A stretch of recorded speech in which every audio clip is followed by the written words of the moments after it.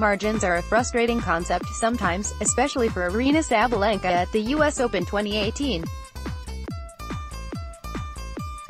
In a tense, close fourth-round match, Sabalenka outperformed eventual champion Naomi Osaka 27-18, in terms of winners hit.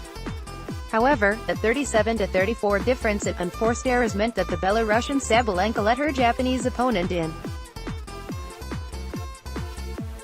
Aryna Sabalenka gave Naomi Osaka the Sternest test at US Open 2018. It could easily have been Sabalenka standing the other side of the net to Serena Williams in that infamous final. At 20 years old, Aryna Sabalenka will have her time in a slam, or more likely, in slams. The 2019 Australian Open could be the making of the potent baseliner, Aryna Sabalenka. Osaka seemed to be struggling to put the match to bed in the third set. Ultimately, it was a double fault from Sabalenka that handed her the match. Sabalenka will have learned from this and will not want to hand out any more victories. Australian Open 2019 is Sabalenka's chance to right US Open wrong. Aryna Sabalenka did not do herself justice at Flushing Meadows. The Osaka match was within her grasp, once she forced the third set. Melbourne is Sabalenka's chance to right this US Open wrong. She is definitely worthy of second shot at Naomi Osaka. Sabalenka and coach Dmitry Tursunov will no doubt be focusing on pressure points and cutting out errors ahead of the Australian Open.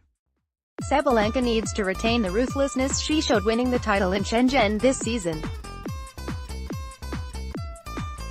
She also got revenge over Maria Sharapova for a loss in the Tianjin final 2017.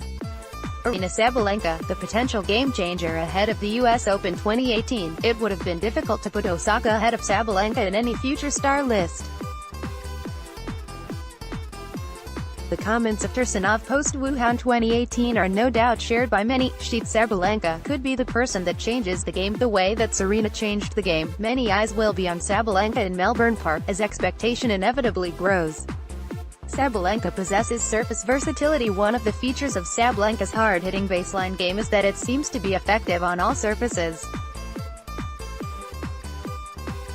This gives her an edge over Osaka, who has yet to show much on grass. Sabalenka's surface versatility was displayed last year by virtue of a Premier-level victory at Wuhan, a Premier-level final at Eastbourne grass and a final appearance on clay in Lugano. We have yet to see the best of Sabalenka on clay, but this season should see her shine and have a shot at the French Open. Her confidence will grow if she goes into that slam as Australian Open champion. Shenzhen champion needs to acclimate to the heat courtesy of a tournament win in Shenzhen already this season. Sabalenka heads to Melbourne with 5-1 win-loss record for the season. A recent loss to Petra Kvitova in Sydney saw Sabalenka struggle to acclimate to the heat from her time in chilly Shenzhen. There is no such thing as a good loss, but before the US Open Sabalenka had a grueling week in New Haven. As a result, she struggled in the first round. She now has time to practice in the Melbourne heat and work on improving her first serve percentage. Against Kvitova it dropped 53%, her lowest of the fledgling season. Perhaps more disconcerting was the fact that Kvitova's first serve percent was only 55%.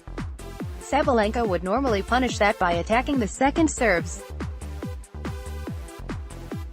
Sabalenka and Tursunov won't dwell too much on that fact that Kvitova avenged her 2018 US Open loss to Sabalenka. If anything, it is good to get grounded before a slam, allowing for some necessary refocusing.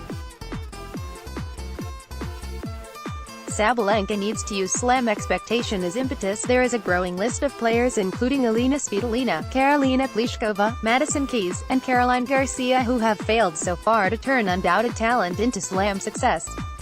The weight of pressure seems to wear them down when they reach slam time. Sabalenka has it within her to tap into the psyche of the likes of Graf and Serena Williams, to use expectation to galvanize yourself on the big occasion. Expectation, in a nutshell, is simply recognition of talent. Sabalenka is well enough grounded, even at just 20 years of age, to use this expectation in Melbourne.